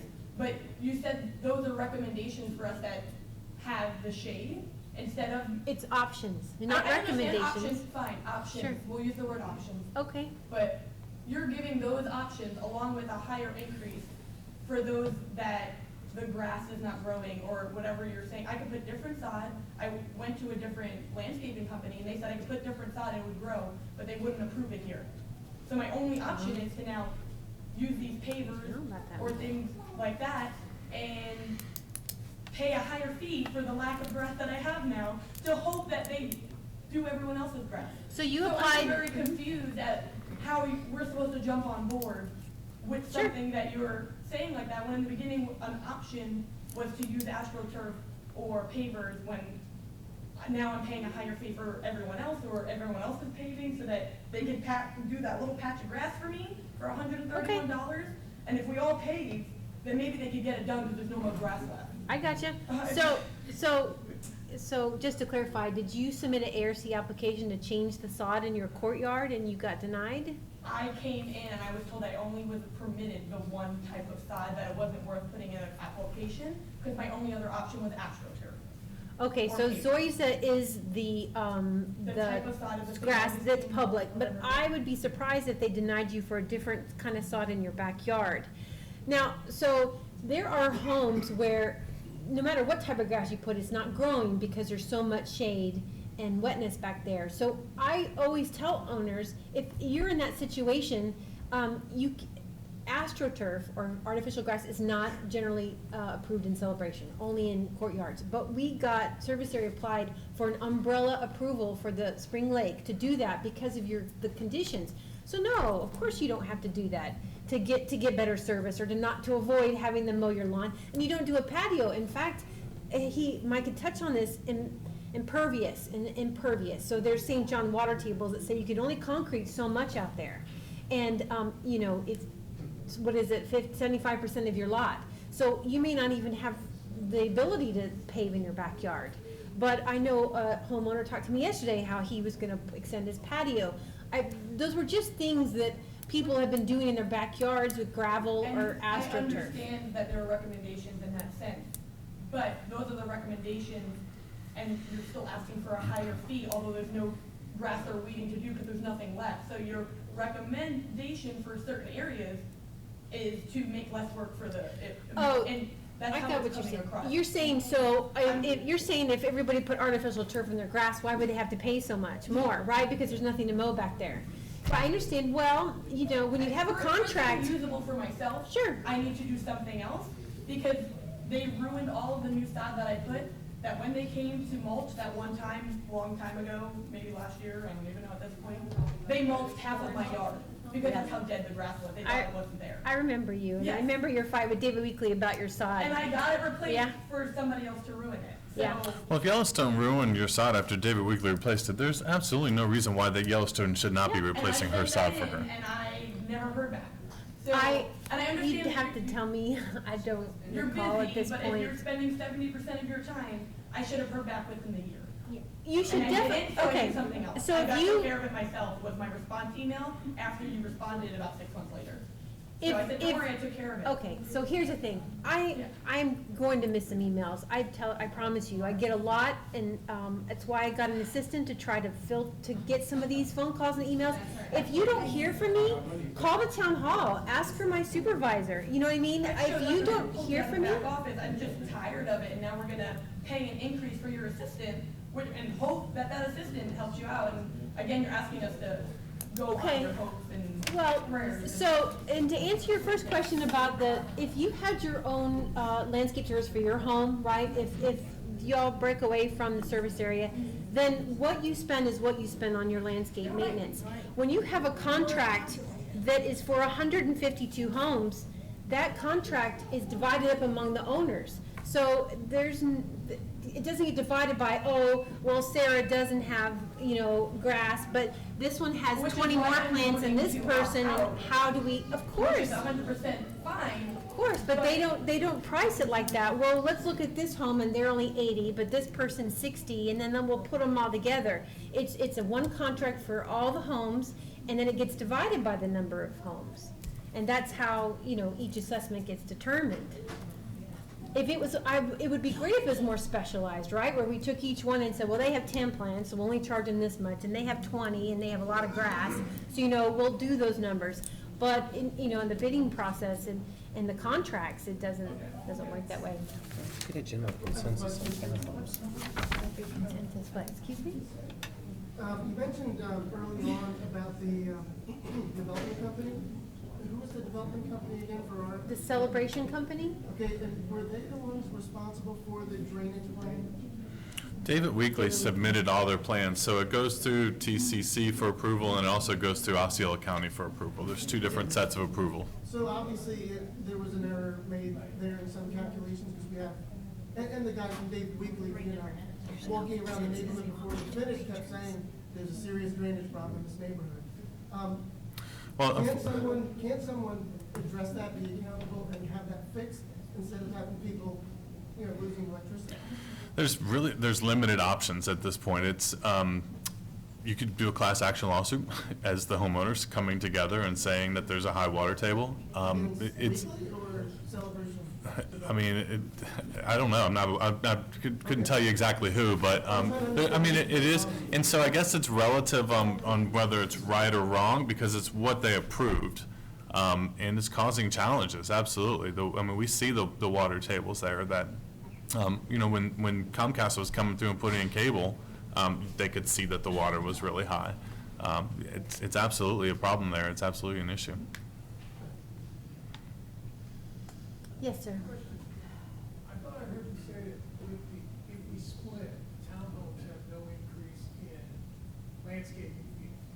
My letter says we're going up $15 a month. Right. So that letter in the budget was sent to you as proposed, right? It's a draft. Since then, and this was when we get to the budget, we can talk about these line items. But basically, after reworking the reserve funding, it allows, because the contributions the townhomes have made from operating the reserve, that your landscape isn't going down, but it counterbalances, so there is an assessment increase this year for 2020. So that would be the new number, in other words, that we can talk about when we get to that point. Yes, sir? Yeah, so, full disclosure, I'm a townhome owner. Yes, I know you. Question for the folks who want to opt out, that are in garden homes, and do their yards. What is your plan for the people who do not live here? Like, there are multiple garden homes that I know people come to a minimum amount they have to in order to establish their residency or whatever it is. So they're literally here 2 to 4 weeks a year. So what is the plan to take care of those properties, which are essentially empty 11 months out of the year? They're not going to be here to hire their own landscape companies. What's the plan for those residents, those houses, that have nobody there? Yeah, but they bought into a situation where the landscape is part of what they're paying for. But there are people that do not care about what their yards look like.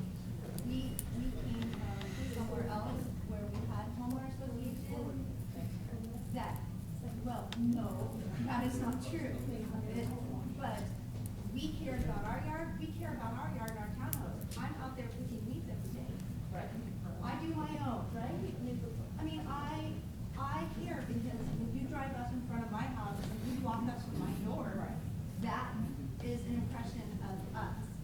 We spent a lot of money, maybe not as much as a garden home, but we spent money and are proud to be owners of that home. But there are including some of our families that would not care, they would opt out, and then they would let their yard go. assessments from Crow. Just like But wait, how do you get that you're money? just arguing against that, saying it's unfair. You can't have it both ways. You were just arguing that you don't want the residents to get assessed because Crow is not getting assessed. Right. So if you opt out, but they haven't you agreed can't to have do it that. both ways. But they haven't agreed to do that. Well, I understand. I understand. No, But that's what they're asking for. But They're that's saying, fair. well, That's they're not fair. doing it, so we should be fining them, so it's so fair to fine us. Right. But then you opt out. Not There's- for an there's- so indefinite now amount of time. I live in it, I take care of I mow my own grass. I do, because I'm not happy with the way it looks when they do it. That's my choice, okay? But that doesn't mean I should walk around my neighborhood and see houses with weeds 4 feet tall, which is what we will see on garden homes if people walk out. Debbie, did you have a question? Yeah, but there will be individuals that will opt out and will not maintain their homes. We know that. Then that's Crow's problem. That's all of Celebration. But you're already complaining about Crow. Yes, Debbie, you had a question? Yes, I Let's- I think that if, which probably won't be able to happen, but if we were able to opt out, I don't think that we should never have an assessment. I think there should be a grace period and give people a certain amount of time to get their homes up to par. And then, after that, if your sidewalk is black, you get a letter. You get a power washer, you clean it. If after the grace period's over and your weeds are higher than your grass, then Yeah, it's not a again, indefinite grace you period. get a letter. But what have fixed that letter? I mean, you should not have no assessment at all. If you're accountable, you're accountable. But give a grace period to let people catch up with what has been destroyed. That's a very good point, and I would also say just in the general covenants, process that applies to Celebration, and, you know, covenant members can attest to this. If you, get a letter, or even, and you have some items, and maybe you are out of town, maybe you're an out-of-town owner, or some things come up, and you need extra time, you can call town hall and ask for an extension. They will grant it to you. So you don't just automatically get another letter and get sent a finding. You are allotted a grace period or an extension for what you need. Does anybody want to go over the budgets now? By chance? We don't, how do we get a budget? We don't know which company we're picking, so it's just an exercise. Well, as far as the garden homes, I can definitely work on the matrix to provide for you. As far as the townhomes, they have some other line items we can discuss. So, I mean, Well, are there any questions about the budget? I know that the contract for the landscape is still an unknown for the garden homes. Are there any other questions related to any of the numbers? for the I townhomes, mean, you mean? the landscaping and the reserve contribution are always going to be your two biggest drivers to your budget and to your assessments. I mean, the other numbers are pretty straightforward, but are there any specific questions we can answer for that? Yes, Scott? Yeah, pertaining to the reserve budget for the townhomes, was it ever determined that over the next 10-year period from fiscal 20 to 29, that the reserve contribution was going to be averaged out in your averaging instead of just $20,000 a year increase? Yes, I will tell you that in order to end up where in 2030, where the reserve engineer has said, we had taken, last year, the Board of Directors voted in November to move $100,000 from operating to reserves for Spring Lake Townhomes. And when that happened, the engineer didn't account for that. So we took the $100,000, and then we're also making a recommendation to the board, management is making a recommendation to the board that Spring Lake Townhomes move another $50,000 in 2020. It'll be made, it may be made in late 2019, is the year we're in. So because of that, it negates the assessments went up to, by like $100,000 originally. So we've taken that into account, but we still have $20,000 more every single year, because what they did is they raised your funding for the reserves to X, $100 and some odd thousand. And so we've we've adjusted the cash for the monies that we anticipate will be transferred, but they're also paying, if the number is $200,000 from 125, they're saying that number's gonna increase every year after that. So at some point, we've got to catch up, and so the 20,000 number gets us there, $20,000 a year. And we may have money that we can transfer from operating at the end of 2020. We'll look at that when the time comes. We hope to. What I don't understand is that the numbers that you're showing now in the reserve calculations of going up $20,000 a year each year through 2029 is the end run number you want to be at $1.6 million. If you take the reserve contributions through that 9 years, it's $1.9 million, and divided by 10 years, why aren't you just reserve funding at $190,000 a year? Starting this year, and not going up to 20,000, whereas in 2020, you're putting in 175, because you got 50 extra there. Mhm. So why wouldn't you start at 190 there, and then every year, 190, 190, 190, so that we don't have these Increases. Increases in, I mean, It'll be adjusted in 3 assume that years. most people It's gonna be adjusted in 3 years. income are going to get 2 to 4% raises every year, but people that are on fixed income, Certainly. they're gonna be payroll income the last 4 years of this reserve funding. Mm-hmm, mm-hmm. So I thought that's what Greg and I, when you talked about, was that this was gonna get 10 years average out.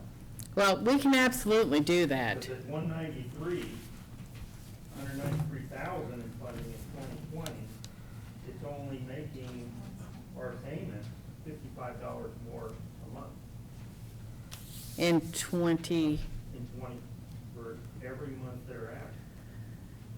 The reserve cash coming out. Mhm, is mhm, the mhm. equivalent of $55 a month. okay. Versus the last month of 2029, you're looking at $137 a month. Mhm. It's going up incrementally every year from, Right. nothing now, because I'm not disputing it, Mhm. as an increase this year, to $137 more a month. And Right. Just breaking that down and making it 55 a month every year, I thought that's what we had talked about. The other thing I don't see is that there's no additional assessment rolling over into 21 and after. If we're over budget now on our operating funds, it stands to reason we're gonna continue to do that, correct? We're gonna be over. We don't know at this point in time. I mean, we may need to replace some, something. I would hope so, yes, but I can't tell you that because I don't know what 2021 is going to bring in terms of those additional, like the roof repairs that we have and those kind of things. I don't know at this time, but for 2021. Cost, everything is warranted through 10 years. And Should be. nobody's at that point yet. So I know Mhm. that's an issue with Right. David Weekly, that you're going Right. back and, yeah, you're fixing things on our own dime through our operating fund. And then the hopes are that David Weekly comes back and reimburses Mhm. the cost. The other issue, in 2028, 2029, you're still showing $800,000 in payments. I thought that lowered down to the 21, 22 prices, which is 400,000. You're showing an extra 400,000. I don't know. Can we relook at this and talk to you because we may have But that printed. changed I mean, that just. Yeah, oh, no, it does change everything. Absolutely. It's still there. We talked about that. Mhm. You lowered 2021 and 22 to 198, 200,000. Okay, so you are looking at the one, so what are you Oh, talking okay. about? 2028, 2029. Oh, I see, Double. you're talking about down the Up road. to 800,000 again You for know, 2 years. Scott, when we talked about that, and, I kind of based some costs on past townhomes and how, a unit, 21,000 for 6 units and take that number. But we really don't know until we get into the painting in 2021. And, we also talked about dividing into the 3 different phases as they were built. we're not gonna know the true cost of painting Spring Lake until we do it. Yeah, but And that's that's gonna- $7,300 per. Well, but unit. what we'll do is in 2021, when we figure out the cost, and we'll be able to adjust the rest of the I just the want you to be spreadsheet. aware of that still sitting out there. Yes. And it's jading the numbers. Yeah, towards the end. Big time. It is, yes. When you're showing $500,000 in the last 2 years of a 10-year rollout, I mean, that grossly affects your average, contribution as an owner. Right, I right. see what you mean by the So when 20,000. you're throwing out there these contributions, monthly service contributions are going up incrementally Yeah. because you're trying to feed Right. $400,000 for Got it. in Yeah. the last 2 years. We'll work on that. I know there was also questions got about it. the interest too, so we're working on this one. And what was the $27,000 for irrigation system? In 2021, what is that paying for?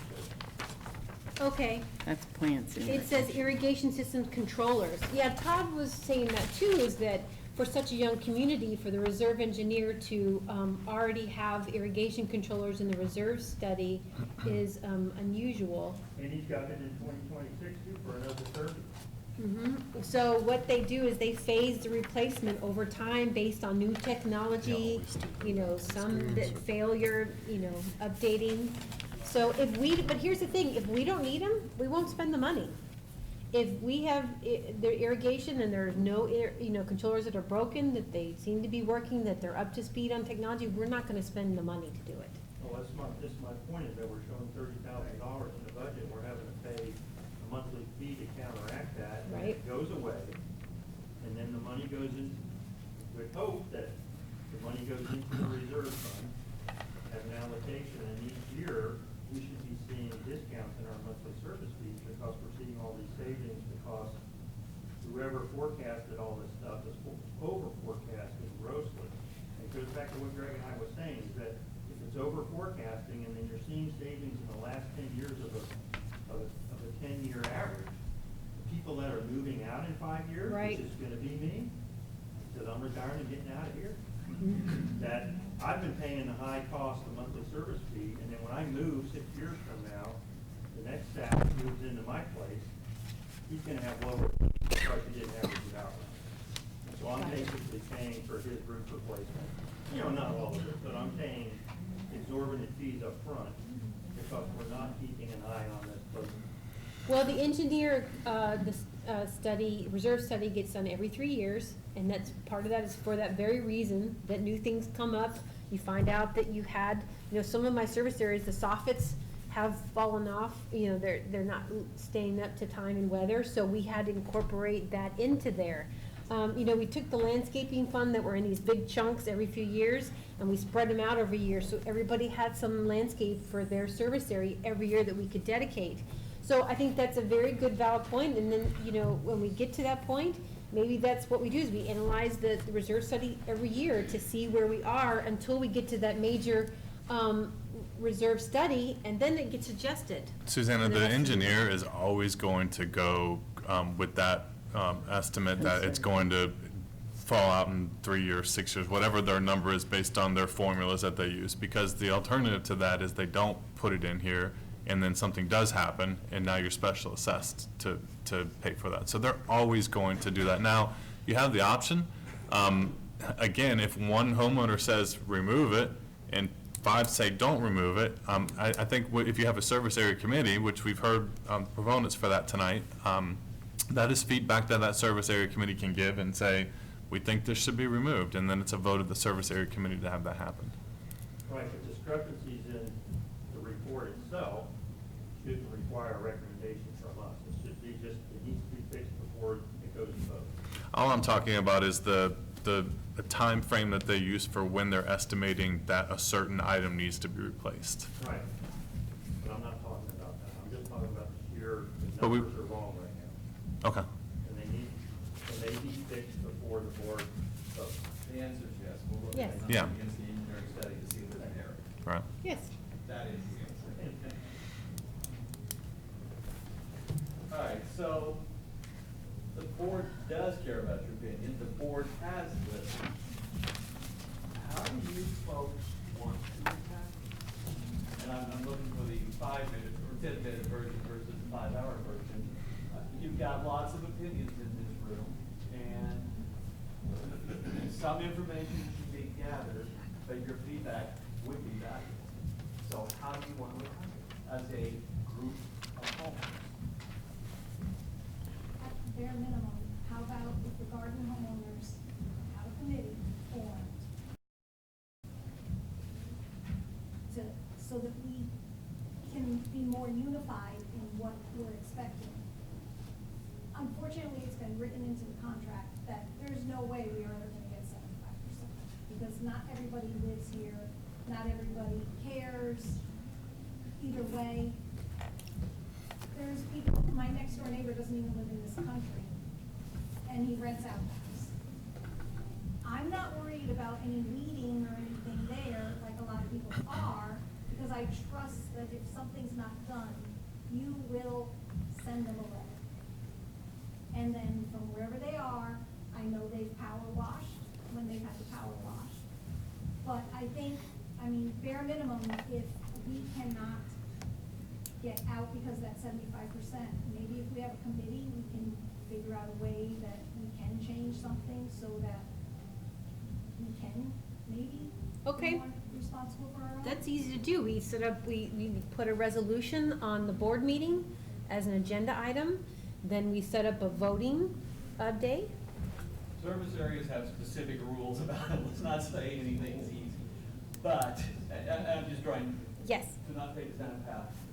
At a minimum, if you could get a group of concerned homeowners who kind of agree to be the communication vehicle for the area, that would be huge. And we would find a way, I'm looking at my lawyer friends back here, we would find a way at a board meeting to say, we recognize that and are trying to work with it. There is language in the supplemental covenant that addresses subcommittee.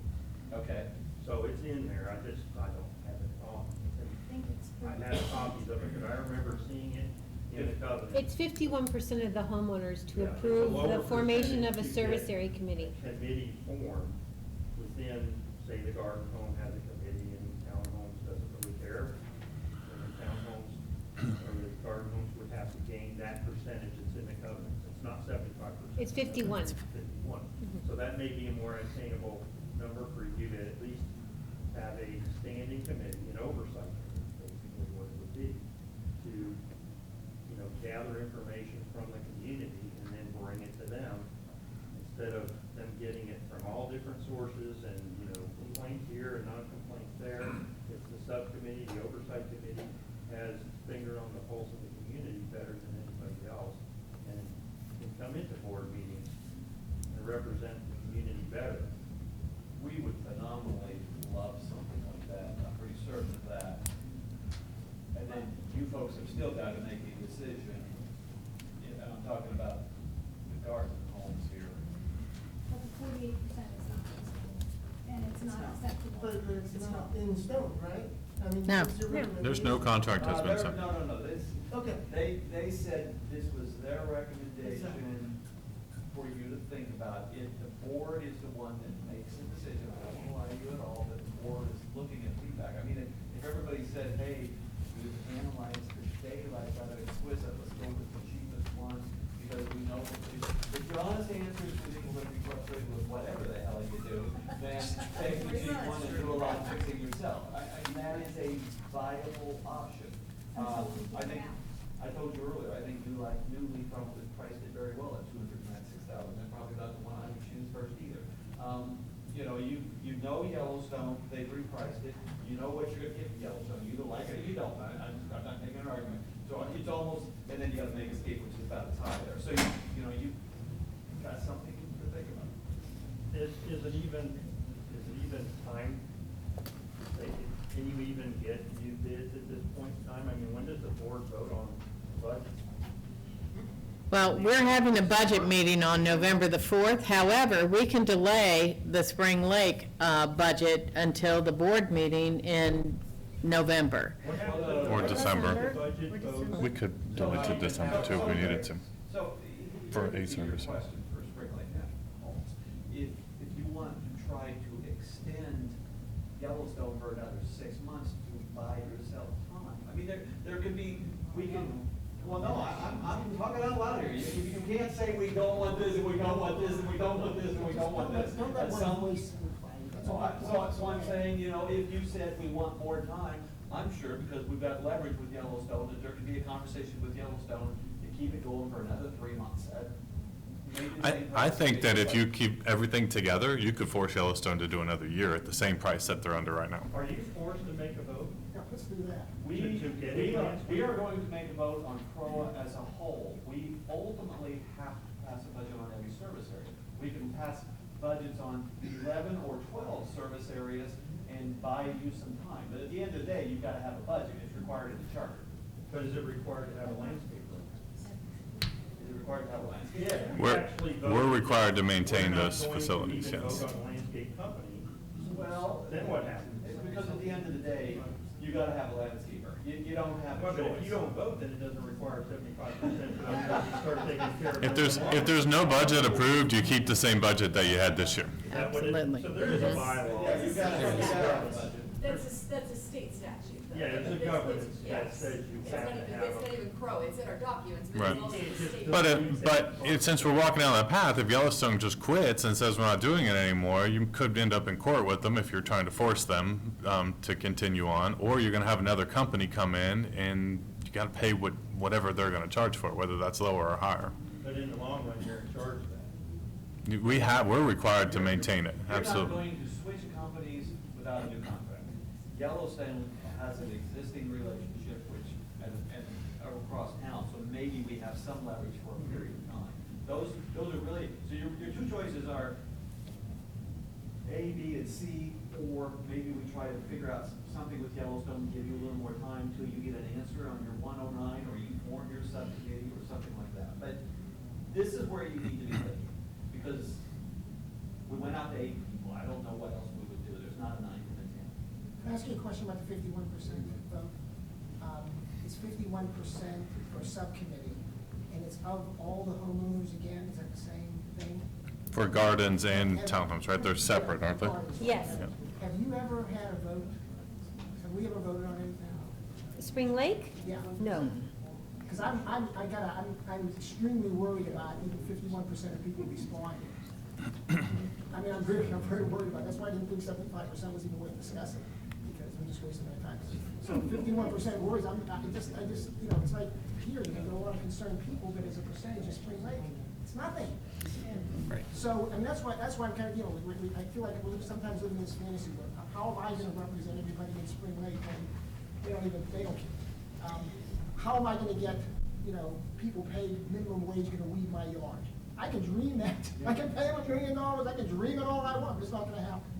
So the 51% idea of the subcommittee is great, but I guess if we're counting on that, I'm skeptical. Can I just make one quick statement about your 51%? First of all, there are some service areas that have just recently gone to having service area committees.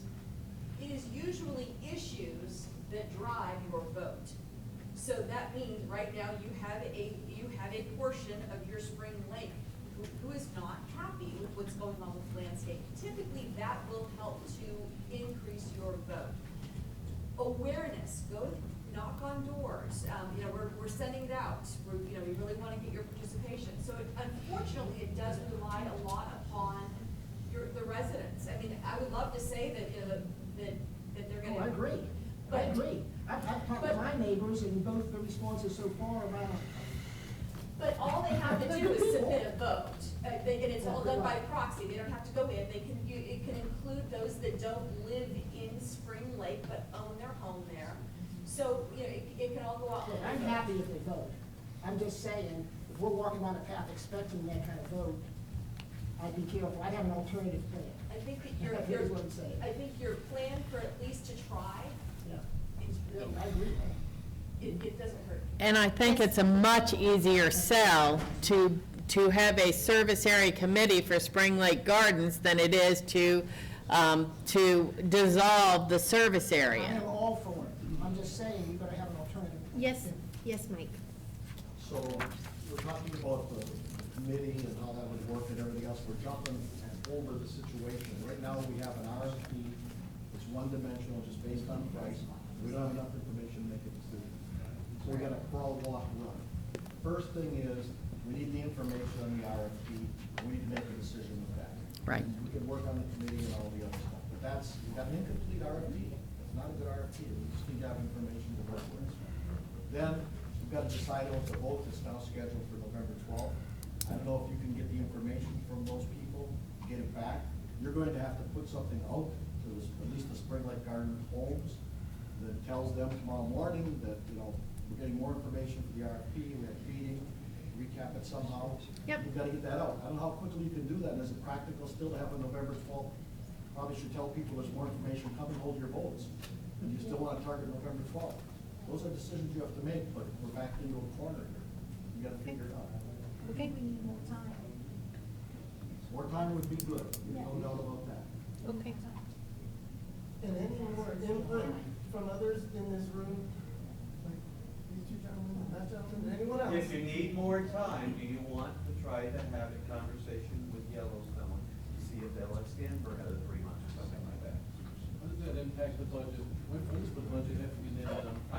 Ultimately, your budget has to be, I don't know what the drop dead date is. It's January 1st, you have to have a new budget in But place. if you're trying to get more time to We have to look give at them 30 RFPs and days. stuff like that, there's no magic to implementing a new company at January 1 versus April 1. I'm trying to buy you time to have a conversation versus saying, a bum just told us you have to decide tonight. If we could get it the short-term extension, I think that. Can we at least ask? Yeah, certainly. It'll happen. Let us ask the question, see what we can do. Is 3 months a fair period Is of that time? extending just garden homes? Well, I think that's a fair question. Are we still talking about splitting? Because I think that you can force Yellowstone to honor the existing price for another year, if you stay together. But if you split, that's not happening. You can't make them do that. So do the townhomes want to You be can't ask them separate? to extend just the garden homes. Well, there's really We certainly nothing can that can ask. break that. Yeah, we can ask, but we have no contractual leverage. What is the question we should Yeah, there's no way to Right. break that piece out. Contractually, if we were to try and change that piece out, they could go and raise their price on one of the other pieces, yes. But if they stay together, I believe that you can force them to keep the existing price throughout the year. Well, the townhome's the same either way, right? Well, it's gonna stay at what you're paying now for the, right. And so it would actually go down from what New Leaf is. Because New Leaf is higher. Are we allowed to take a vote on that now? And just vote to extend with, do we have like a quorum here? Well, yeah, I mean, you can certainly, it's not a legal vote. You can certainly show the board of directors that are gonna be making the final decision what your opinion is. Let's do the following. Let's have Steve, Todd, go back, talk to Yellowstone, come back with the options. Mike said you need a letter. Well, give us another day or two to see what your extension options are. They may say 3 months no sweat, they may say 1 year no sweat. Let's get you an answer and what the pricing would be on that. And they may say 1 year no sweat, same price, quit complaining. And then that's life. And then that gives you choices to help make this decision. Is that fair? And we can do that tomorrow. We can certainly have that conversation tomorrow. That's good.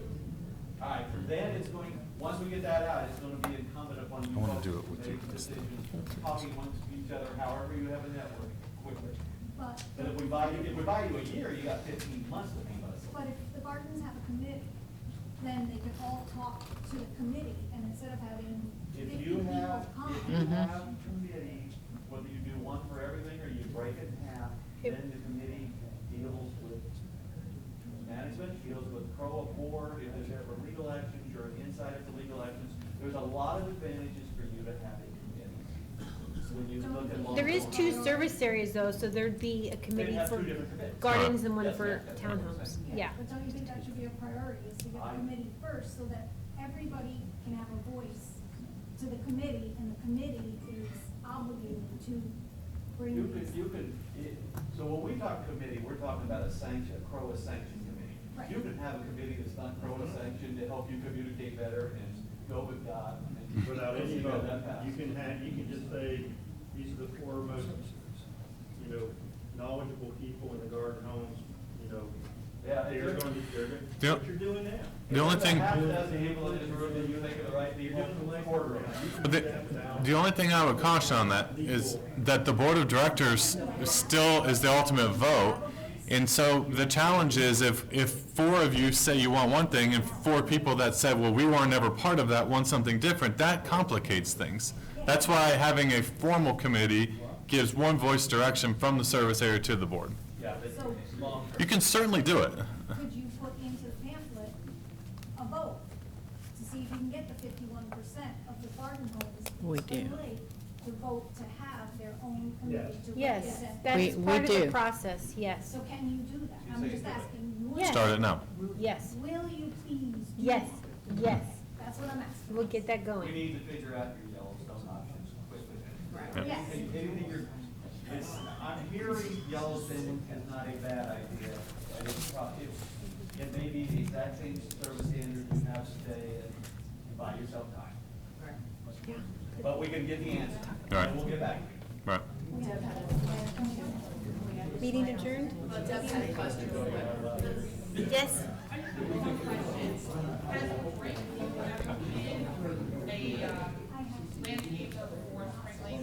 Brightview. No, who have they worked for before, though? Brightview was Gerard. Gerard moved into Brightview, and I think the CDD stopped using them. They're not using Brightview anymore, they're using a different company. And when we went out to bid, Brightview declined to bid on the Croa property. On the Crow property. On the Croa property. They did, but they did. Property control. All right, thank you. Are we adjourned? Meeting adjourned.